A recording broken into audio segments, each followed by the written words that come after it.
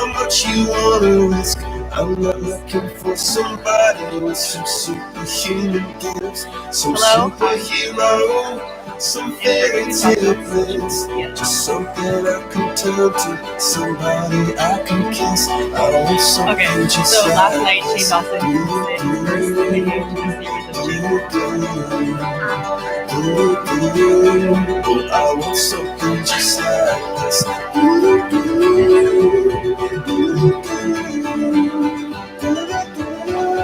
Oh, I want something just like this. Thank you. First timers. Yeah. Okay. Continuing. Yes, Jake Paul, not a good. So I hate Influence. Jake Paul with a passion. So I thought that I was going to not enjoy. I mean, I do enjoy when Shane Dawson gets into things. I think that it's very informative, very entertaining. For sure. But yeah, I don't like Jake Paul, so I was kind of nervous.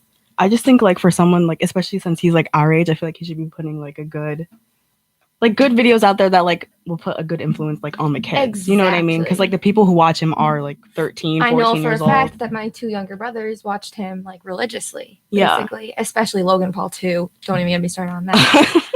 But it's like if all these kids who are just coming into the social media world and all the things that everyone has to offer are learning this as their first thing that they're seeing, how are they going to turn out? I know. I mean, they're already like me. they like upload videos like, oh, trying Jake Paul's like yes stunts, or like they're like following after him. Like, and I know for a fact that a lot of young kids nowadays will just put these YouTube videos on in the background, whether they're playing Xbox while YouTube's playing, doing homework while YouTube's playing. Like they'll just have YouTube videos playing in the background all day long. And they'll just be constantly hearing these things and thinking that this is what's cool and this is what you should like, oh, let's set a mattress on fire. Yeah. Like, let's go outside and do some crazy stuff that people are going to think is cool when it's actually quite dangerous. Yeah, but I think it's going to be really interesting to see like where he goes with this series, because like we all want to know what's going on in his head. Like, exactly. And I think that the way that he framed it, it's definitely tough, but when it comes to Shane Dawson, he kind of knows what he's doing. But yeah, he's really good at his like docuseries and stuff. He started it off with such a good intro in episode 1 and really got us curious about what he's going to go into in the further. Leaving cliffhangers. Always with the cliffhangers. So I really liked it. But the next episode won't be up till tomorrow. So I feel like he's going to do like every other day. So we can come back next week and talk more about it. Yeah, keep people on their feet. It's going to be interesting. I wonder if hello everybody. Even though everybody is no one. Oh my god. But it's fine. No, yeah, it should be very interesting. I don't know, it's gonna be 8 parts, you know. That's a lot of parts. It is. I didn't know that. Yeah, it's gonna be long. Because TanaCon was like 3. Yeah, I think Jeffree Star was like I never 8. watched Jeffree Star, and I need to watch it. Yeah. No, yeah, it was very interesting to see like inside of like the warehouse of like his beauty products and stuff. Yeah. Like behind the scenes, like you would never really get a close look at like how like stuff is made, like and how makeup and what like goes into it. Exactly, like the business of it. Like you never really see that. Just like, oh, here's my new product, like this is what's in it, but not how it's made and how it gets shipped out. Exactly. So yeah, I think that would be a reason why I want to take a look at it.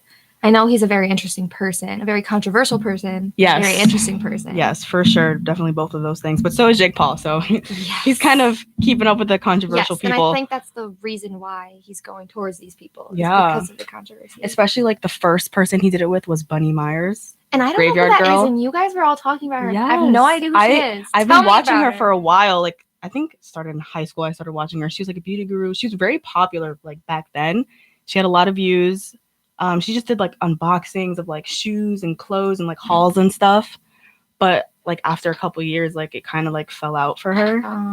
So he kind of wanted to explore that because she was like really desperate for like not necessarily like desperate for like views, but like it wasn't making her happy anymore. She was falling out and she had not nearly the following she had before. Yeah, exactly. You know, and he did help her, but I've been like keeping up a little bit, but it's kind of like falling down again. You know, she hasn't really been keeping up with like the Kardashians. Sorry. I had to. No, it's okay. No, yeah, but he did help her out a lot in the beginning. Like that's good. That's really good. But yeah, she's trying to stay in the middle. Trying to stay. While we're on this topic of YouTubers and YouTube documentaries and such, I know for a fact that you like to watch YouTubers, so I thought we should talk about what we think a YouTube career, is it like a logical career or not. I like that. I feel like being a YouTuber kind of has like a bad name for itself because a lot of people just assume like, oh, they just sit in front of a camera and like they're getting paid to do absolutely nothing. But there's a lot of stuff that goes on behind the scenes that like you don't really know about. And like more of them have been becoming like open about like the things that they're doing. Like James Charles, for example. Like, yes. He has a whole team, like production. Like it's his own TV show. You know what I mean? So it's like, which is good because if you want to go into something like that and make it be taken seriously, having a team and like investing in it and knowing what you're getting yourself into, that's when you know they're actually professional about it and it's not just... And they care. Exactly. It's not just something they're doing on the side. Like, it is like, their job. Yeah, then they're putting real money into like production for everyone who watches them for free. Yes. You know?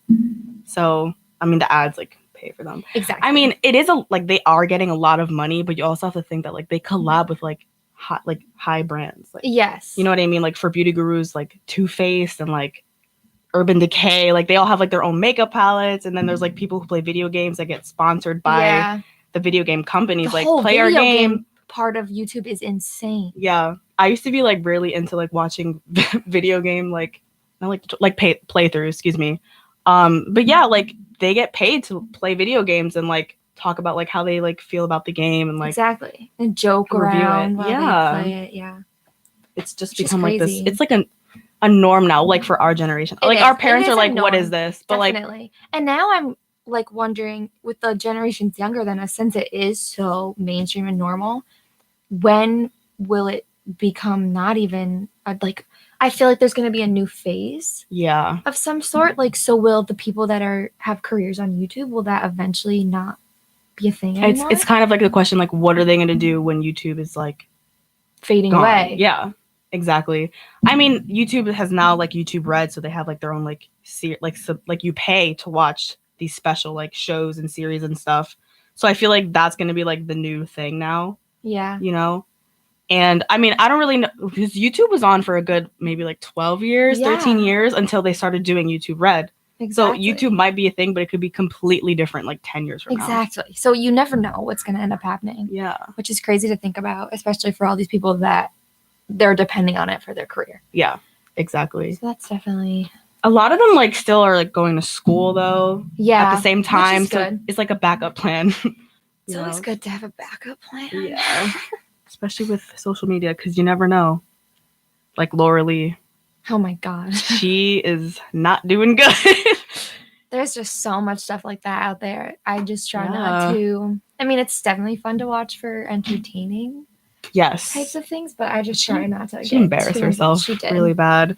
And she uploaded another video saying we need to talk or something. And it's hard to come back from such a staged apology like that. And everyone knew she was faking it. You know what I mean? Like, I feel like that happens with a lot of people though. And so a lot of people get away with it. It's a problem. It's a real problem. But honestly, almost everything you see on the internet these days could be fake. Back to the whole Jake Paul thing. No, exactly. Exactly. We don't know if what we're seeing is genuine or just there. A show just for like to entertain us and make money. Exactly. It's very two-way. Like you never really know. Fun fact, we're here to only entertain, not to make money. Oh my God. Sure, we're here for class. No, yeah, it's definitely interesting to see. All right. I think we're going to cut it here for now. Cut it here for now. Enjoy our tunes.